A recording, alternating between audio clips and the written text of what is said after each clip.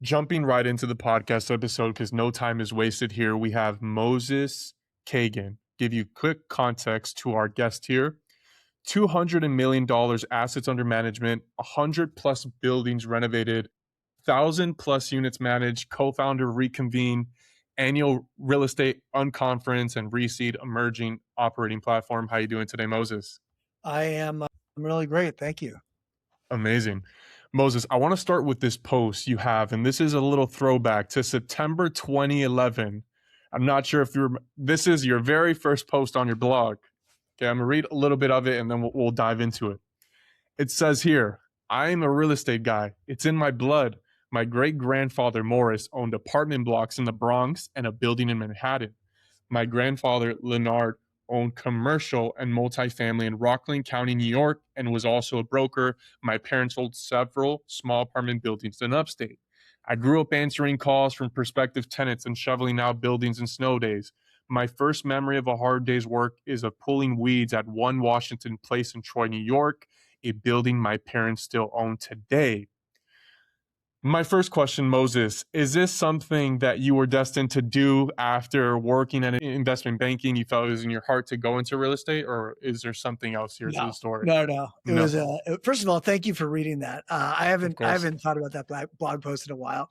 And of my course. parents ultimately did sell Washington Place, and we 1031'd it into a building in Silver Lake, which they still own, and I manage for them now. So that was like a really nice walk down memory lane. And I definitely remember pulling those weeds up. So no, I got into real estate by accident. I went to Princeton. I went to London School of Economics. Kind of thought I was going to be a corporate lawyer. Um, was living in London while I was at LSE. My buddy was working for this billionaire who was buying up little companies. And my friend was basically, I'm going to not mince words, he was basically mistreating the corporate lawyers who were working for them. And I was like, I do not want to be, I want to be making that phone call, not receiving that phone call. Right. So I went into investment banking instead. And then I decided I want to do something entrepreneurial, came back to the States, and then the GFC happened and there were no jobs. And I had started this dumb little tech company or whatever. And it was clear at that point that that was not going to make my career. And then a building came up for sale and my brother and I bought it, and real estate kind of happened by accident from there. Okay, interesting. All right, so there's a couple things I want to break down. You talked about investment banking, you talked about making your own tech company.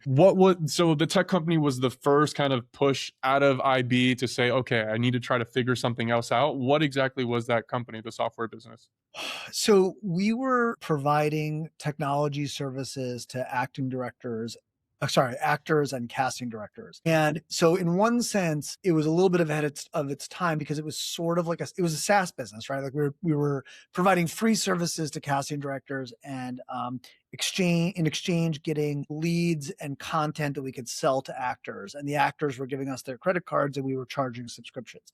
So it was like very much like kind of SaaS, like a pro-am SaaS thing in the sense that these are like fringy actors in LA. So they're not, we weren't selling services to Tom Cruise or whatever. These are people trying. Right. Okay. And it was a pretty smart idea. Like, it was novel the way that we thought about entering into the business, but it was dumb. And the reason it was dumb is that if you know anything about the SaaS business, you know that churn is like everything, right? Like it's all about like, can you keep the customers and add more over time? And the problem with actors is they're broke. And so their credit cards get declined. And Right. so we were dealing with like, I think it was like up to like, at one point it was like a 40% credit card decline rate. All right. So imagine trying to like acquire customers fast enough to outrun a 40% per month churn Right. rate. So it became pretty clear pretty quickly that was dumb. And there were a bunch of other dumb things about the business too. Right. It was really dumb on like a bunch of different levels. And we can talk about it if you want, but basically like one, do not start businesses in tiny TAM markets. Okay. Two, do not start businesses in tiny TAM. Really don't start business in tiny TAM markets if you do not have the skills to bootstrap them yourself. Because you can't raise capital for a business in a tiny TAM market. Does that make sense? So like, Yep. we didn't know how to, we weren't coders. So we were paying coders, but the market wasn't big enough to attract real capital. And so we quickly ran out of money, and there was no way to keep improving the product or anything. And then we were just, we were more or less dead in the water. So you have this realization, there's a huge churn rate, the actors are broke, things are going down bad. Why didn't you continue on that path of like a SaaS business? Like what made you say, okay, maybe I could go back to my roots and start this real estate thing over here in California? So what happened was, in the meantime, so you and your listeners may be too young to remember this, but there was like a real estate mania in 05 and 06. And Mm, so we got the bug like everyone else. And my brother and I were looking for like a duplex to buy 2 units, and we'd live in them. And we started like looking at the MLS to find duplexes that we might want to buy. Even to our like very naive eyes, the numbers were just completely stupid. Like it was very obvious that you would prefer to rent those units rather than own them. Okay. And so our search was like, we were for months and months, we were looking, couldn't find anything. And then I was on like some trip with I guess we were married by that point, or maybe my fiance at the time. Anyway, and my brother found on the MLS, this guy had bought a derelict 16-unit building and renovated it, and then basically ran out of money before he could quite finish it and lease it up. And so, long story short, we were able to make a deal to buy that building at a price which was actually reasonable. Like it did make sense. And my parents, and we can talk about where the capital came from, but my parents put up the dough for us to buy that building. And so that was our first building. And we could talk about, I mean, all kinds of crazy stories, and we made ridiculous mistakes, but that set the stage for what happened subsequently. It was, it wasn't like the most well-considered thing in the world. interesting. Okay. So I think I read this on the first blog post that you wrote. I think his name was Felix. If I'm not, his name was Felix he had a 16 unit, what was it? A not just a standard apartment Yeah, we still own building. it. It's like it's around the corner over here. Yeah. Sweet. So for yourself, you said your parents were able to give you money. What was kind of like the down payment for that at the time for that? It was like 2005, 2006 for that unit. I think we put down like 500 or 600 grand. Okay, And fine. the story was, and this relates back to what you to your first question. My great grandfather, when he died, had one building left, and it was on the Upper East Side in Manhattan, on like 5th and 2nd Avenue, roughly. So my grandfather, his son, was one of 3 siblings. And so when my great grandfather died, like ownership basically like got split 3 ways. And then each of those people had kids. And anyway, like there were a bunch of Right. people with their hands in the till, basically. And we got an offer from the guy who owned the bar that was on the ground floor to buy the building from us. And my part of the family didn't really need the money, and we're like kind of inclined to hold it. But the other parts of the family did need money. So like basically we all agreed to sell it. And so that money came down to my grandfather, and he did not spend it, but instead cut it in half and gave half to, cut his share in half. His third got cut in half, Okay. gave half to my uncle and half to my mother. And Okay. that money that came to my mother, she didn't spend it either. And that was the capital that allowed us to buy our first building. So in a very Okay. real sense, like the capital for my first building came from Morris, my great grandfather's last building. Got it. So to follow, it went from your great grandfather Morris to your grandfather Leonard to then your uncle and your mom. You get the money, you get the apartment building. How does day one look like? You're looking at this building and you're saying, "Shit, what do I go from here?" Your listeners are gonna love this. I mean, we got some serious stories here. Okay, so we get a vacant building, and so a couple of things happen. One is he hadn't quite finished the renovations, so we had to like find someone to do that. And my brother played on a soccer team with this guy, and he sort of started to help us with something. It turned out in retrospect we were way overpaying him, but we just didn't know we were doing. So he starts doing that. Meanwhile, the lender had forced us to hire a management company. So the management company that they forced us to hire starts trying to lease the apartments, and they send over this guy who, like, honestly, he had like serious child molester vibes. Like, I'm not going to sugarcoat it. This company, like the bank says they're good, and this is who they sent over. So this guy must be good at renting stuff. But like, I would never lease an apartment from this guy. He's like a creep. But anyway, Right. okay, so he leases the first apartment. Then he comes to us for apartment number 2. And he's like, well, I've got this woman. She doesn't have papers. She's undocumented, but she seems really nice and she's got a job and like we should rent to her. And my brother and I are like, okay, this guy's the expert or whatever. Okay. Right. Sign a lease with her. About 5 minutes after she moved in, it turns out that her boyfriend is this guy who is a pimp. And so the pimp is while our tenant is like at work during the day, the boyfriend, I'm going to air quotes, is bringing hookers and their Nightmare. sons to use the apartment. And we're like, what the hell is going on here? so that's our second tenant ever.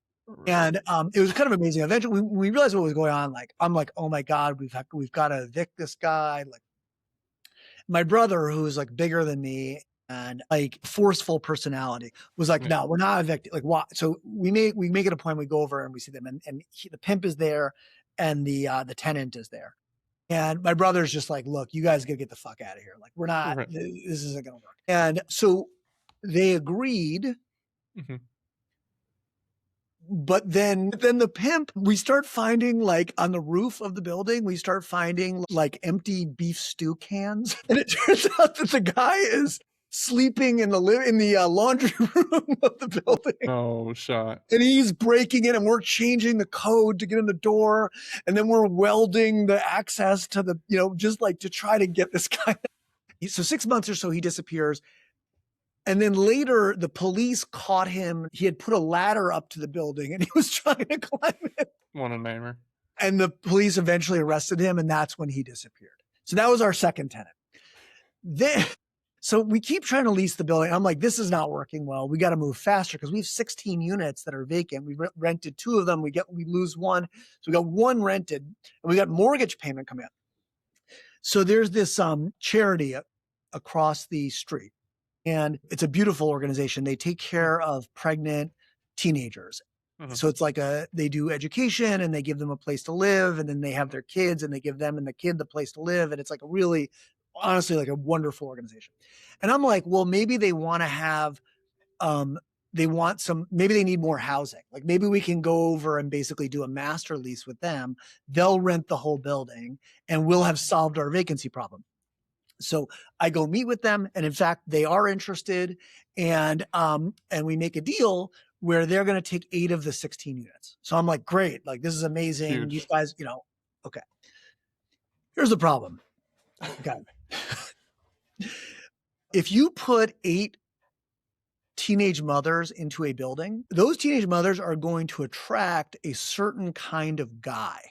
Mm-hmm. Okay. It's like honey to a bear or whatever.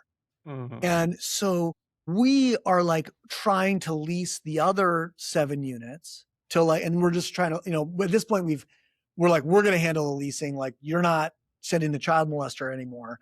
We're going to take care of everything. So we're leasing the other units to like, reasonable people, but then the single mothers are attracting these like ne'er-do-wells who are hanging around the building, and the regular tenants are like, what the fuck? Like, yeah. All right. So we eventually sort of get the other units leased up, and then we ended the when the initial period of the master lease ended for the 8 units.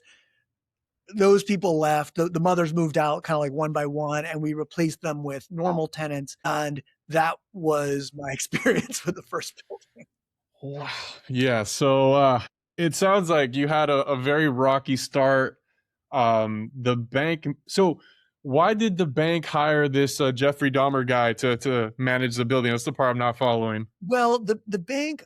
So this was a commercial mortgage. In other words, if you buy a building with 5 or more units, it's commercial. And so it's not like a regular like Fannie Mae mortgage 30-year. Like they're making business judgments. They're basically business loans. And these guys were like, look, they have the money. The family's got the money. And they do own some apartments in upstate New York, but this is California. These guys they don't know all the rules about rent stabilization and all habitability and all that stuff. So in order to protect our investment, the loan that we're making, we're going to force them to hire a management company.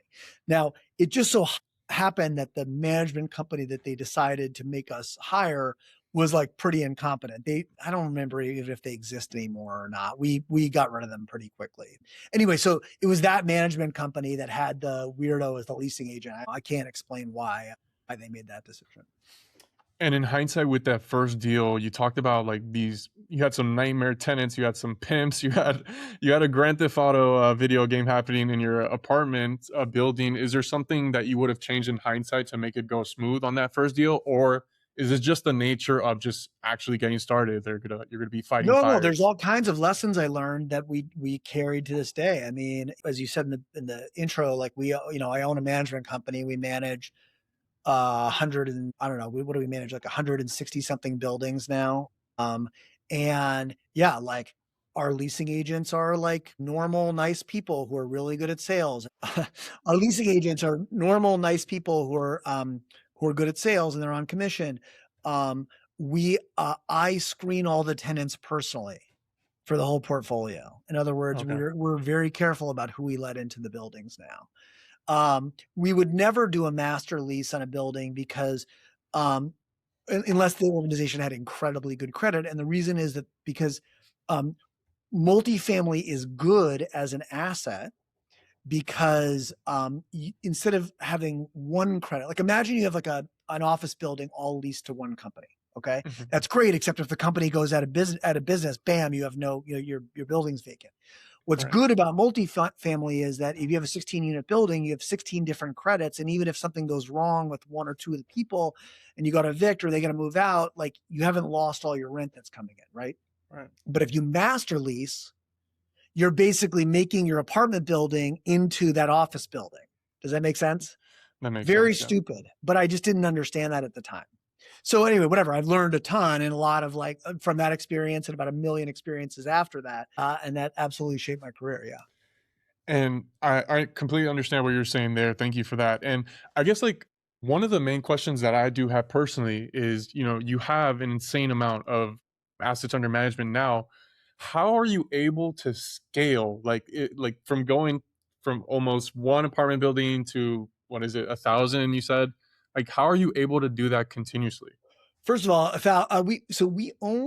we own 40 little buildings. Okay. We manage another 125 buildings or so for other people. Mhm. Okay. But like, okay, how did I go from one building to owning 40? The answer is other people's equity. Mhm. So the next big step in my career after that first building was so the management company that the bank made us hire, they also had a brokerage. And about 6 months after we bought that first building, the head of the management company, who was also a broker, came to me and said, "Hey, look, I've got this client," or maybe it was a year later. I've got this client and he syndicated this deal in Silver Lake and he's way out over his skis and he just needs to get rid of it. And he quoted me a price and I like did some very rough underwriting and I was like, no, like I think uh I can't remember. I think he quoted like 145 and I said 125 or something like that. Like it Mhm. was a big, big price difference. And to my surprise, the guy was like, yes. And I didn't have the money, but I kind of thought that I could get the money because I had friends from high school and college that were like already starting to do pretty well in their careers and whatever. So I kind of like thought that I could get the money. And it turned out that one of my best friends from high school was willing to put up all the money for the deal. And so I didn't have to put up any money for my second deal. And in fact, he ended up doing a total of 14 million across 10 or 11 total deals that we did with him. And that was sort of like what was crazy about that, it was like, I mean, we made so many mistakes. We screwed up so much stuff. I have so many crazy Right. stories from that too. But it was like, what was very unusual about that situation, or one thing that was very unusual, was that usually when you're starting your career, you do a deal, you fix it up, you re-tenant it, you sell it. Mhm. Okay, now you can go raise money for your second deal. Okay, you do it again. And that takes years. Okay, to like go cycle, then cycle again. Okay. Because my friend trusted me and was like swimming in money at the time, he was willing to let us do everything in parallel instead of in series. And as a result, we got to go much faster than almost anyone else would have got to go early in a career. And so like we got to compress what would have probably been like a decade of deals into like 2.5 years or something. And so it was amazing. And like, I screwed up all kinds of stuff and like whatever, but it was over a short period of time. And when you're doing that kind of volume, you get so many reps, you learn a ton, you develop incredible vendor relationships, because if you're going to hire someone to renovate 5 apartments for you, you're going to get good pricing. They're going to trust you. Like the whole thing like really works well. So that was like phase 2 of my career was that whole experience from like 2010 or 29 from 09 to like we sold the last one of those buildings at the end of 2012. Got it. So first building you get from Felix, seems like this is a private deal. The second and third and fourth, all of these are effectively like you building that network through that relationship. So you're building with the brokers, et cetera. Correct me if I'm wrong there. No, those deals, you have to understand that that was like an immediate aftermath of the GFC. There was no capital available for real estate. And we had incredible access. We were buying the stuff all cash. Like we had incredible access. And in retrospect, what we did was pretty stupid. Like we should have, like, we were buying these really fucked up buildings and sort of unfucking them. But what we should have done is just bought the biggest nice buildings that we could buy with reasonable loans, and just allowed the recovery from the GFC, both in rents and asset prices, to make us a bunch of money without doing any work. But for various reasons, we did not do that. And so, but anyway, so it was like, there were just good deals on the MLS. Like you could just be like, this is like, you could make a simple spreadsheet and have stuff make sense. And the further we got into it and the more we learned and the more kind of tricks we developed for adding value to buildings, the more scope there was to buy stuff that was widely marketed. And what was your like you said you bought all cash these buildings that were absolutely fucked. What was your logic back then doing that? It was just like a better deal you thought in your mind? Or Well, no, it was, so one of the restrictions that my friend placed on us was we were not allowed to use debt. And the reason that he did that, so from his perspective, he was like, look, these guys are inexperienced, but if they don't use debt, like how badly can things go? Right? It's actually a very smart insight. Like, and by the way, like they can still go pretty bad. If people don't know what they're doing, it can still go bad. But there's a limit to how bad it can go, because like no one can take the building away from you. You own it. So yeah. But to anyone who's experienced with real estate, who's listening to this right now, their thought process is going to be like, real estate without debt. That's like insane. Like the whole point of doing real estate is to have that. Right? Like that's like, but what that forced us to do was, normally in real estate, if the rents are going up, which they were in the post GFC period, the rents were kind of on a long, kind of not super sharp, but like a long, slow increase. In that scenario, if you just buy a building with some debt and just like manage it, the rents will go up, the value of the building will go up, and you can sell it in a few years and you will have made money. Okay. If you don't use debt, the IRR on a strategy like that just like doesn't make sense. Like you can't just sit there and just hold the building and do nothing with it. And the numbers won't work.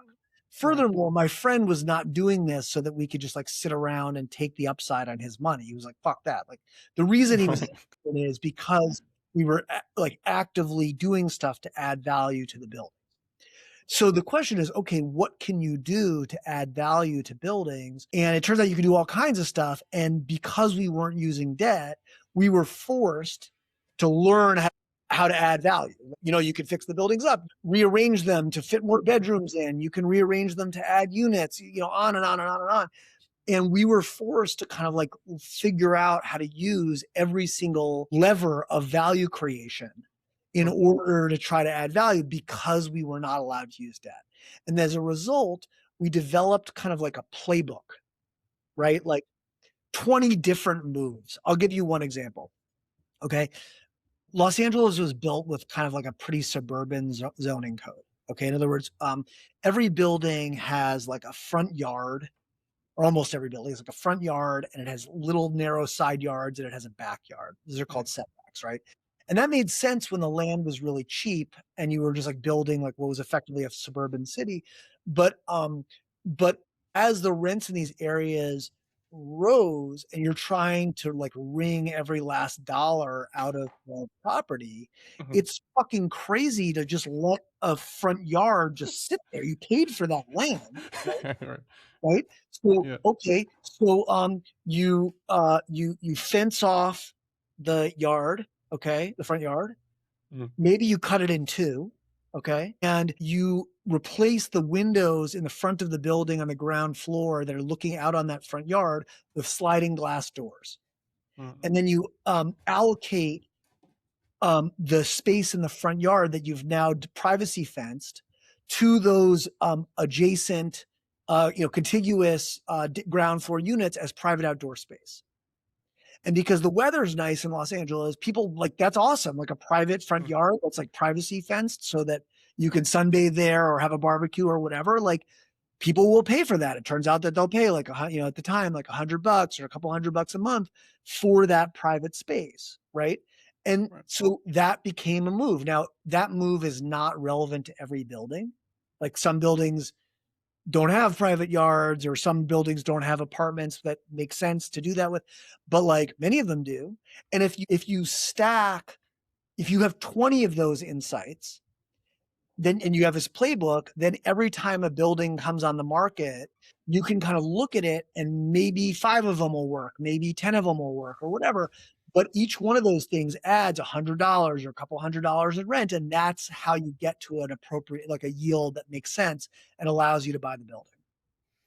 So the logic here, you're saying the all equity deals with zero debt. If you buy and hold, you're getting absolutely obliterated. The only way to make money on this is to find those little things to continuously fix it up and be able to increase the rent on the tenants on a per year basis. That's the game plan, You're right? trying to make you think about it this way, okay?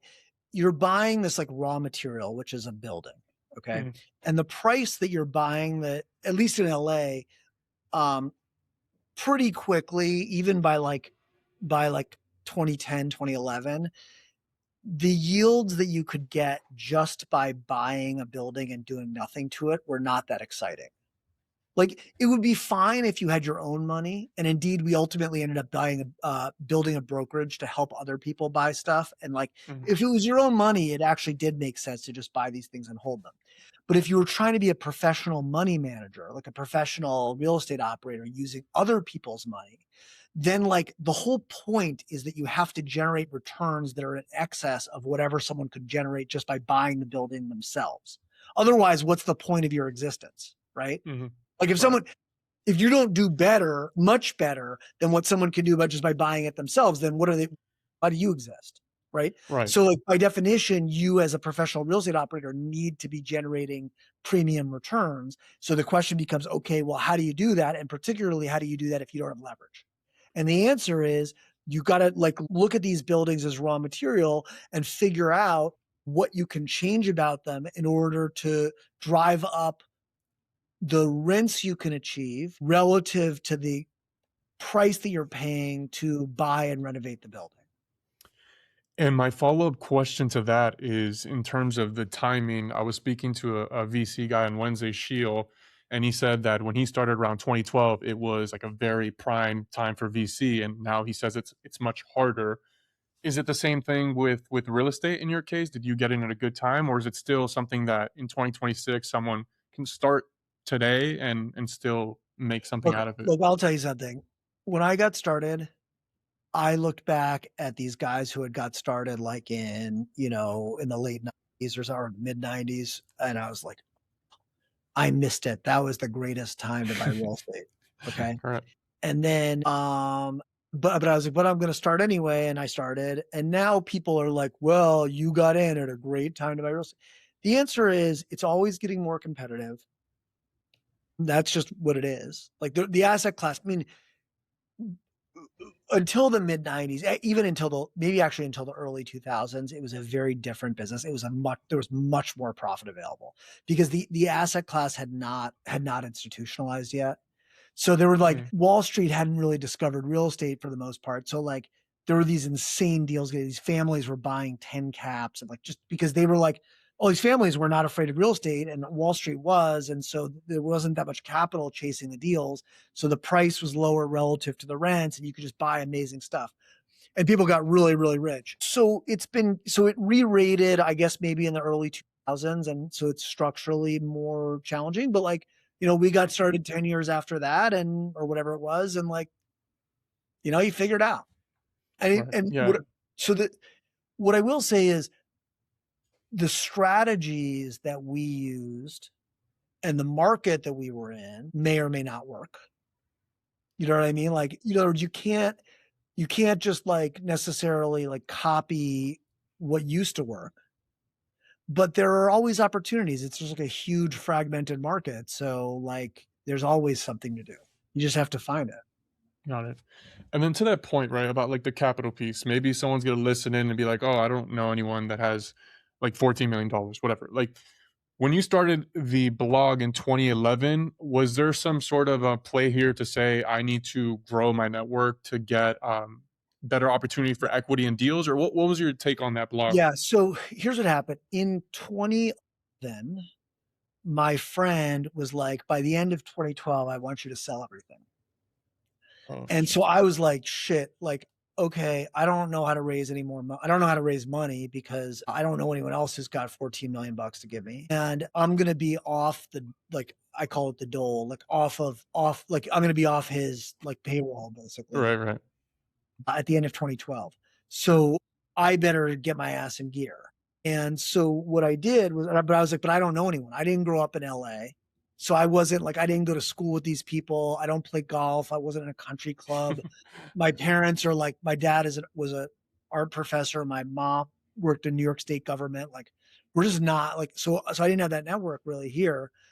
So I was like, okay, let me just start writing online. And I was listening to this guy, Andrew Warner, Mixergy, was like a very early podcast about like making money online. And I was reading some blogs about professional blogging. So I was like, because I was still interested in like that startup stuff. And I realized, and I read, crucially, I read this book called Permission Marketing by Seth Godin, which really like laid out the template for information marketing, basically like the idea that you teach other people and in doing so you build trust with them, and then when you ask them to do something like buy a building, they trust you and are willing to work with you. And so I was reading all this stuff and I was like, okay, let me start writing online. And I started writing Kagan's blog, which was, in one sense, like the most boring thing in the world because it was about like buying and renovating, managing apartment buildings in Los Angeles. But slowly but surely it developed a readership. And even though that readership wasn't very big, it was composed of people who are very likely to want to transact in real estate. Like if you're reading like this crazy blog about like the intricacies of rent control and permitting and all that stuff, you are very likely interested in buying a building. And so pretty quickly after I started writing it, people started approaching me and asking me to help them buy apartment buildings. Mm. And so I started brokering deals. And then they started asking me to help manage the buildings, and we started a management company to manage them. And then sort of at the same time, some other people were willing to start to back me to buy stuff, like kind of in more of like a traditional GPLP, like real estate private equity type structure. And so we like called a lawyer, figured out how that worked, raised the first fund and started doing deals. So for a while there, we were brokering, we were property managing, we were raising money for our own deals and doing them. We were doing fee deals where we did the renovations for other people with just for cash, not with no ownership. So, I mean, it was like that period of 2012 and then 13, 14, 15, 16, 17, really 18. Until COVID, we bought either for ourselves or for a fee development client a deal every 6 to 8 weeks for like 10 years. Damn. Okay. We were renovating 10 or 20 buildings at a time. We were leasing up buildings. We were managing them. We were brokering them. I built a brokerage. It was like fucking insane. Sounds nuts. It was so frenetic, but it was awesome because, as you know, with learning anything, the more reps, the more you learn. And so by doing this like frenetic stuff, we had like we kind of like, it was like we'd already done the first portfolio with my friend, and then we got another. I mean, we did it. We put out an entire $70 million fund for these other guys, and I still manage it to this day, but we didn't have any ownership stake in the buildings, but we got paid fees. And these guys had done like some really crazy office building renovations in the past. And so they were just like, you can do anything. And they totally opened our eyes up. Like they were like, huh, because they had been renovating old industrial buildings and turning them into office, right? And they were like, why don't you expose the ceiling joists? We were like, what? You know, you're instead of having drywall, they were like, what? You know, in office, people are like pay a lot for that kind of like industrial aesthetic. They were like, why don't we see if we can expose the ceiling joists and it'll give us higher, you know, it'll give us higher ceiling heights and this cool structural thing going on. And oh, by the way, that's going to require, because of energy efficiency requirements, that we figure out how to insulate it on the top of the roof instead of below. And we're going to need engineers and we're going to need architects and whatever. But like, if it makes sense, let's do it. And so we got to try all these different experiments, right? And it added to the bag of tricks, right? Sometimes those worked, sometimes they didn't. Like, and but we got to, because we were doing so many deals, we got to learn so much, and we just got more and more sophisticated at doing stuff. Now, one caveat, and then I'll shut up. The reason that we had to learn all these tricks is because as the years went by, it got more and more competitive to buy the deals. Like the prices went up. And many of my contemporaries realized that instead of doing all this crazy shit to apartment buildings, it would be better to just go to Denver or go to Colorado Springs or go to Salt Lake City or wherever, where the rents were rising and it was much less competitive to buy buildings, and just go buy the buildings and basically do nothing, put some debt on there and just like let the rents rise. And a lot of those guys made a lot more money than me, and they could grow more quickly because the buildings were bigger. It was way less regulated. It was just everything was easier. And I was the moron who was like engaging in like trench warfare, hand-to-hand combat. But I didn't know any better. And I didn't have a mentor to sit me down and be like, hey, dummy, like, why don't you go make money the easier way? So we made it the hard way, but we learned a ton. So with all that being said, you make the blog, you read this book, Permission Marketing, then the deals start essentially flowing in. Maybe people are asking you to brokerage the deals, manage deals, fees, what you have it. Currently in the landscape of your business, you also are big on X platform. Is it the same concept that you're just constantly just trying to funnel people to your businesses, like the Reseed or the Reconvene conference, if you want to tap into that as well? Yeah, the problem with a blog is that distribution is really hard. You're sort of relying on Google to send you traffic. And even back then, it was sort of getting harder. So I wrote the blog for a while, for like 5 years or something. And every day, every weekday, first thing in the morning, came in, wrote. And then I stopped at a certain point because we sort of had more business than we knew what to do with, and we just didn't need it anymore.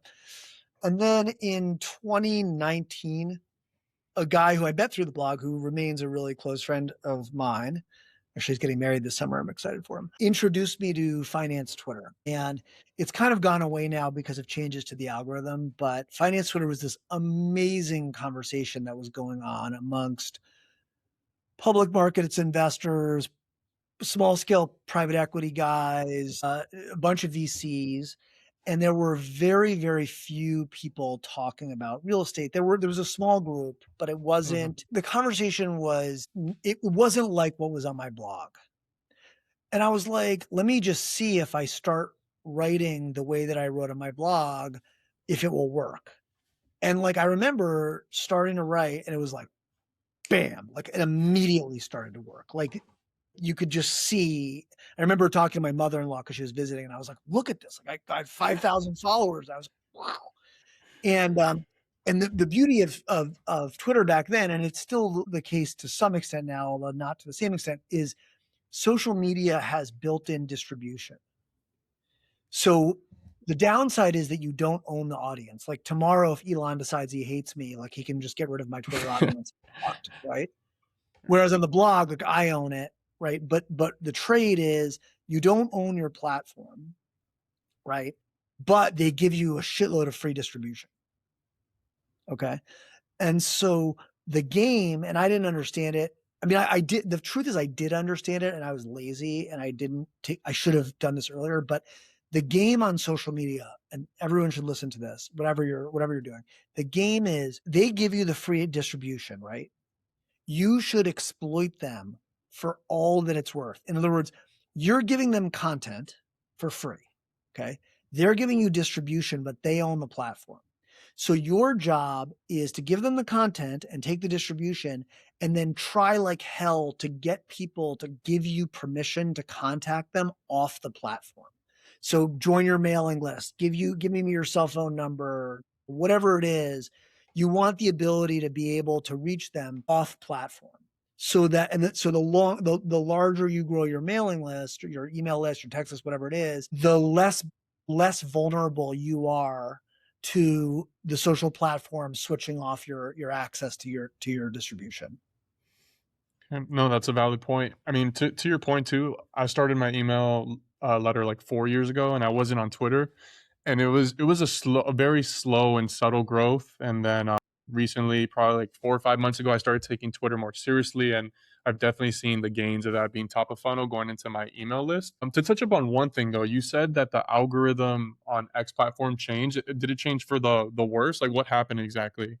I'm not really aware. Yeah. So during COVID, so this is in the pre-Elon era, the algorithm was very much focused on showing you content from people you followed. And as a result, as the real estate Twitter community grew, and in particular because everyone was like sitting at home during COVID with nothing to do, it became this like magical conversation where like I would post something and the same people would like show up to comment on it every day.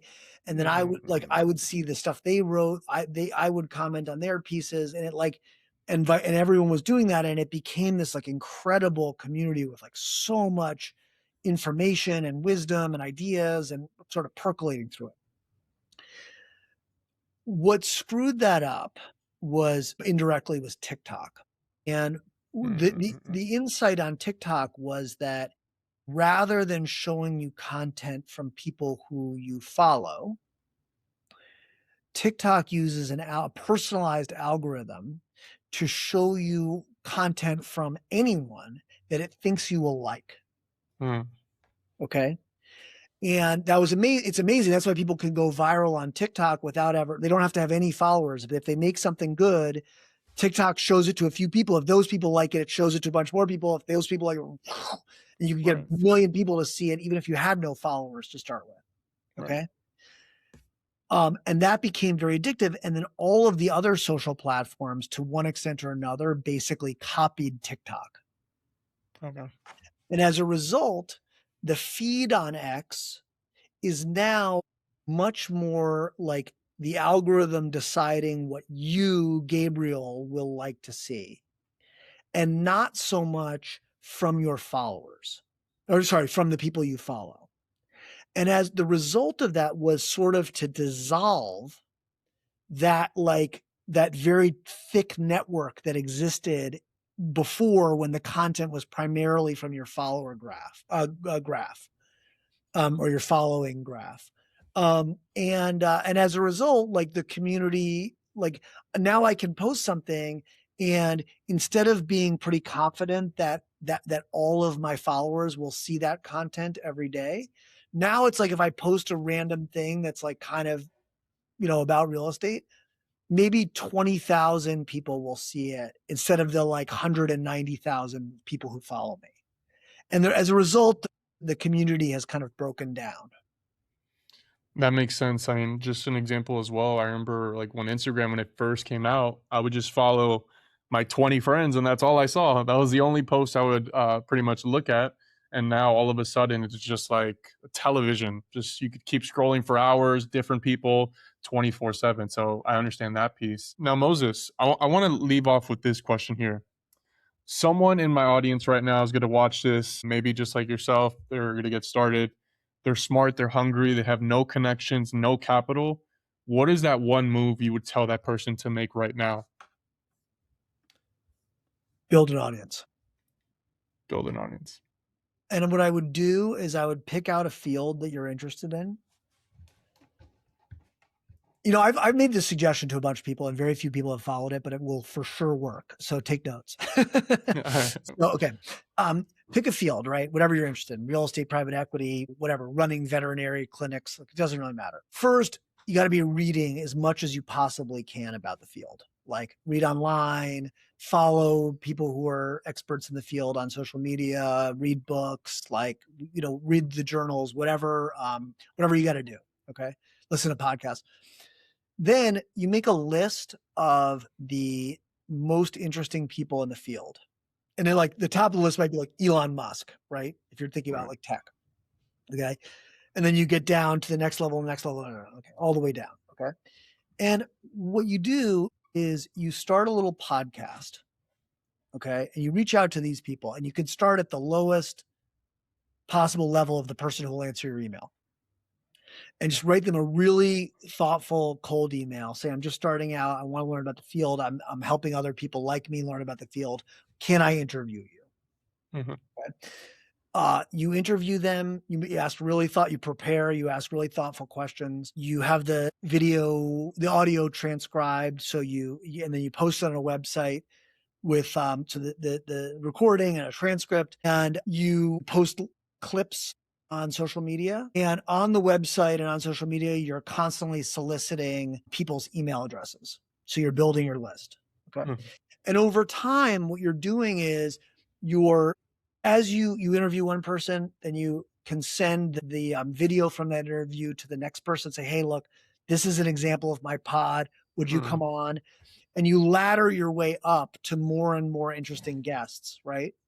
And along the way, as you're learning about the field, because you're doing your reading, you're learning about the field even more because you're talking to experts. So you're getting smarter about it.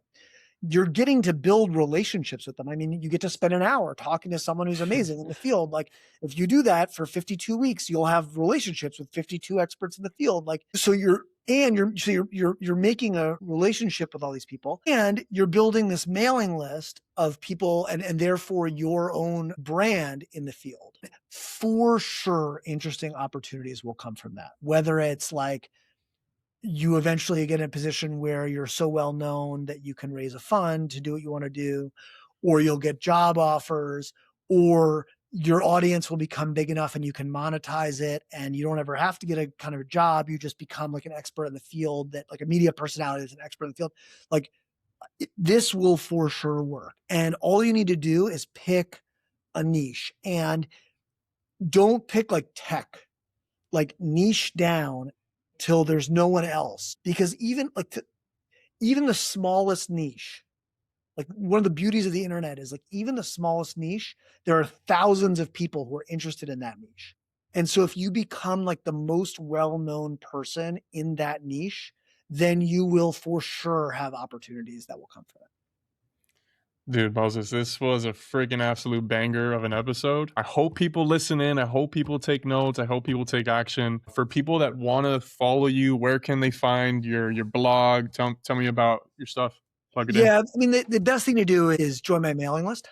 Okay, It's I got you. MosesKagan.com. There you join my mailing list, but you'll also find like links to my Twitter account. You can see you can learn about Reconvene, the Unconference for real estate people that I host with my wife, and Reseed, where we provide capital to emerging real estate operators. It's all there on moseskagan.com. Amazing. Well, Moses, thank you so much for your time, man. Really appreciate it. Thanks for having me. Cheers.